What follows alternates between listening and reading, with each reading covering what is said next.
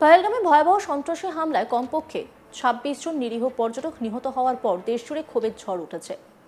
নিয়ন্ত্রণ রেখা অতিক্রম করে পাকিস্তান থেকে আগত সন্ত্রাসীরা এই হামলা চালিয়েছে বলে ধারণা করা হচ্ছে, যার ফলে সামরিক তৎপরতা শুরু করেছে ভারত। ভারতীয়দের কাছ থেকে প্রতিশোধ নেওয়ার তীব্র দাবি উঠেছে। ভূস্বর্গের বিস্তীর্ণ এলাকায় সেনা চিরুনি তল্লাশি চালাচ্ছে। সন্ত্রাস দমনে স্থল, জল কোনো পথকেই নিরাপত্তায় মোড়াতে ছাড়ছে না কেন্দ্রীয় প্রতিরক্ষা মন্ত্রক। এই পরিস্থিতিতে বাংলা থেকে দুটি আগ্নেয়াস্ত্র সহ পুলিশের জালে ধরা পড়ল এক অস্ত্র কারবারি।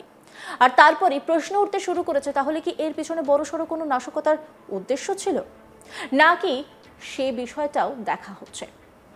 উত্তর ২৪ পরগনা অশোকনগর এলাকার ঘটনা। অভিযুক্তের নাম গফর মোল্লা, বাড়ি আমডাঙ্গা থানার বোদাই গ্রাম পঞ্চায়েতের বেলু এলাকায়। পুলিশ সূত্রে জানা গিয়েছে ২৬শে এপ্রিল অশোকনগর থানার পুলিশ গোপন সূত্রে খবর পেয়ে অশোকনগর হিজলিয়া এলাকা থেকে বছর ৩৯-এর গফর মোল্লাকে গ্রেপ্তার করে।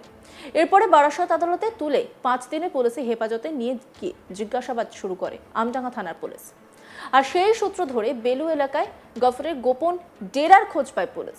আর সেখানে তল্লাশি চালাতে গিয়ে একটি 7mm গান এবং একটি ওয়ান শাটার পুলিশ উদ্ধার করে। আর এখানেই প্রশ্ন উঠতে শুরু করেছে, গফর মোল্লা এই বেআইনি অস্ত্র কাদের সরবরাহ করতেন, কত বছর ধরে এই বেআইনি অস্ত্র ব্যবসার সঙ্গে যুক্ত, এই বেআইনি অস্ত্র কারবারের পিছনে আরও কারা কারা রয়েছে, কোথা থেকে অস্ত্র নিয়ে আসা হতো, এই অস্ত্রের সঙ্গে বিহারে মুঙ্গেরে যোগ রয়েছে কিনা, এইসব বিষয়ে উপরে নজর রাখছে অশোকনগর থানার পুলিশ। গফরকে জিজ্ঞাসাবাদ করা হচ্ছে। আর এই গোটা বিষয় নিয়ে একটি রিপোর্ট তুলে ধরেছেন আমার কলিগ দীপক দেবনাথ। দেখাবো আপনাদের। দেখো, দুইটি আগ্নেয়াস্ত্র সহ এক ব্যক্তিকে গ্রেপ্তার করেছে অশোকনগর থানার পুলিশ। গত ২৬শে এপ্রিল অশোকনগর থানার অন্তর্গত হিজলিয়া এলাকা থেকে অভিযুক্ত ব্যক্তিকে গ্রেপ্তার করে, যার নাম গফর মোল্লা।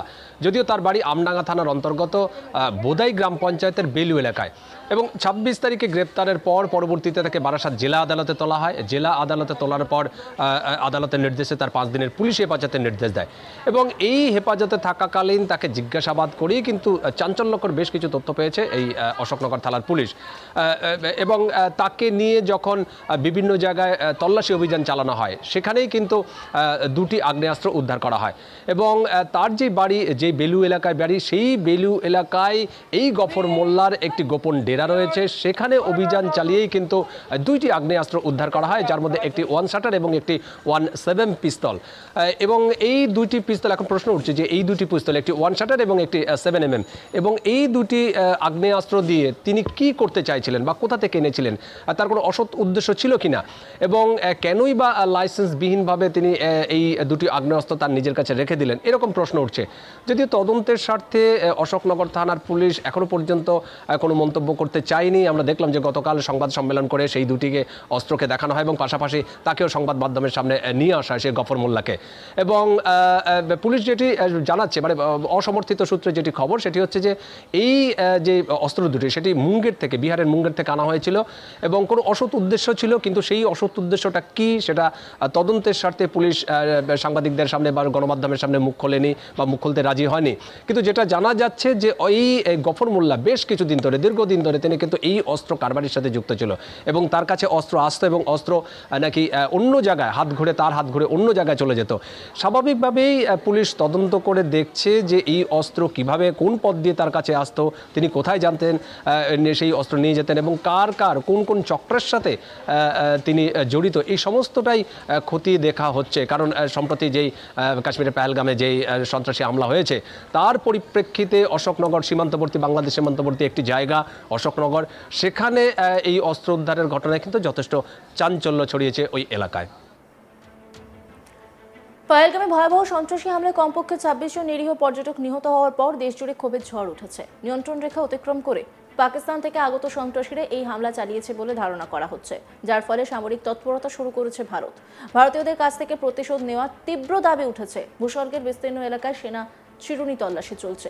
সন্ত্রাস দমনে স্থল, জল কোনো পথকেই নিরাপত্তায় মোড়াতে ছাড়ছে না কেন্দ্রীয় প্রতিরক্ষা মন্ত্রক। এই পরিস্থিতিতে বাংলা থেকে দুটি আগ্নেয়াস্ত্র সহ পুলিশের জালে ধরা পড়ল এক অস্ত্র কারবারি। আর তারপরে প্রশ্ন উঠতে শুরু করেছে, তাহলে কি এর পেছনে বড়সড় কোনো নাশকতার উদ্দেশ্য ছিল, নাকি অন্য কিছু, সেই গোটা বিষয়টাই দেখা হচ্ছে। উত্তর 24 পরগনা অশোকনগর এলাকার ঘটনা।